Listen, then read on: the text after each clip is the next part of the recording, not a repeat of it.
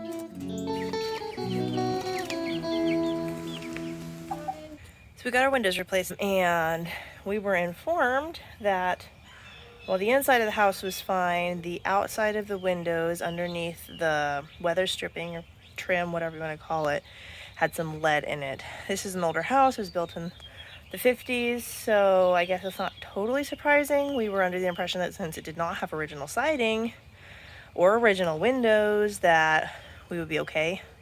Apparently not.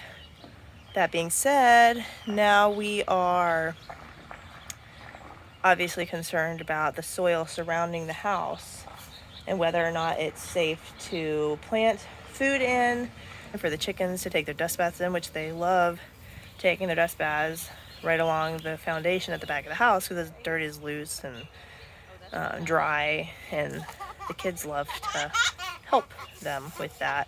But obviously if there's lead in that soil, we don't want them anywhere near it.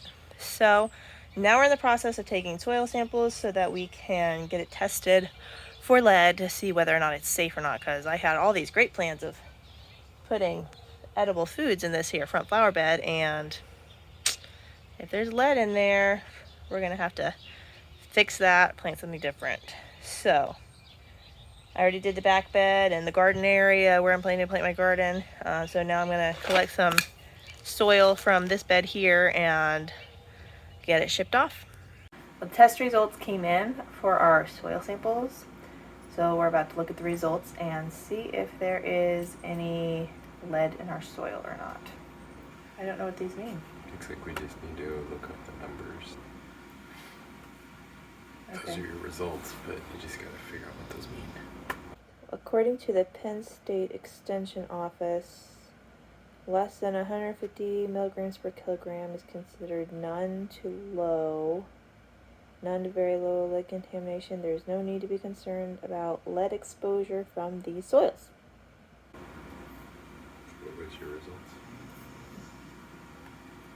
This one said 43 in the front flower bed, 140 in the back of the house, and 18 in the garden area. I think that means our soil is safe. Yeah. We're out here by the apple trees and we're going to be planting some comfrey. My plan is to make this whole area somewhat of a food forest, starting with these little tree guilds. So fruit tree guilds are a permaculture practice that I am really just learning about. I've read about them, but I've been trying to dive a little bit deeper lately because I know that it's something that I want to incorporate into our homestead.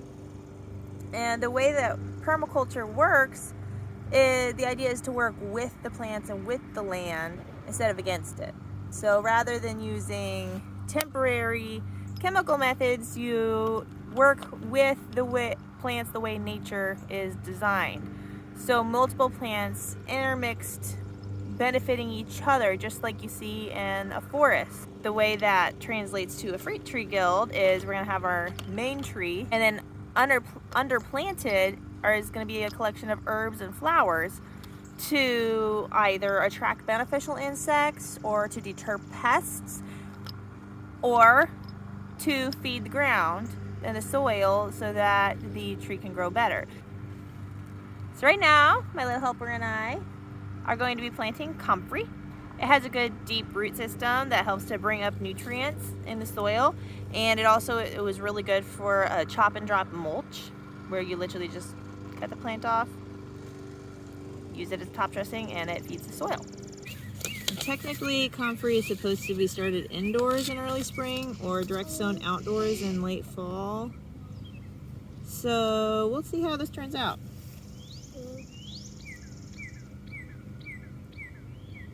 I did put it in the refrigerator for a couple weeks to cold treat it, so hopefully that'll be enough to help it to grow well.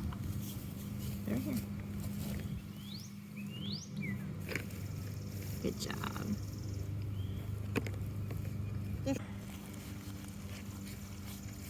Now I'm going to plant this oregano that I just pulled out of the garden.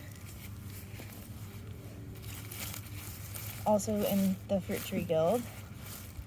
Now where the comfrey has flowers that attract beneficial insects, also helps to fertilize the trees and makes a really good mulch for the trees. Oregano has a very strong smell that helps to deter pests. Well, we have put chicken wire all around the fence. And yet this is still the second chicken to get out today. So, the only other thing we can guess is they must be jumping, which means you gotta get your wings clipped. So dramatic.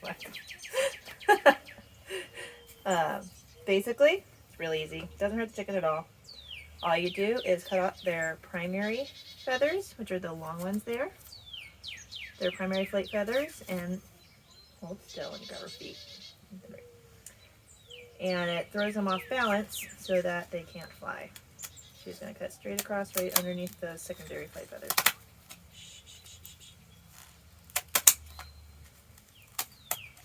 These will grow back next time she has a molt, and so then we'll just have to clip them again. That's all. Now stay in the fence.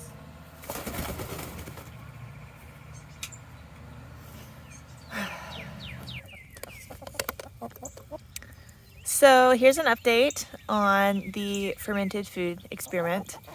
The chickens seem to like it.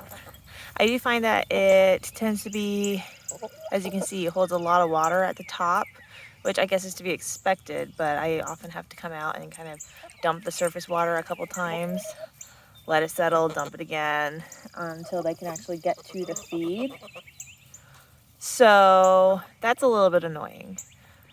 I have seen some people just use like a whole grain scratch mix instead of the pellets, which seems like it would be a lot easier because you could drain off that extra water really easily, and it might be easier to, less messy, really is what it comes down to.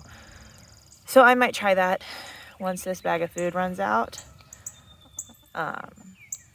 They say that as long as your chickens have a free-range diet and access to all the bugs they want, that the scratch or whole grain has plenty of protein in it to keep up egg production.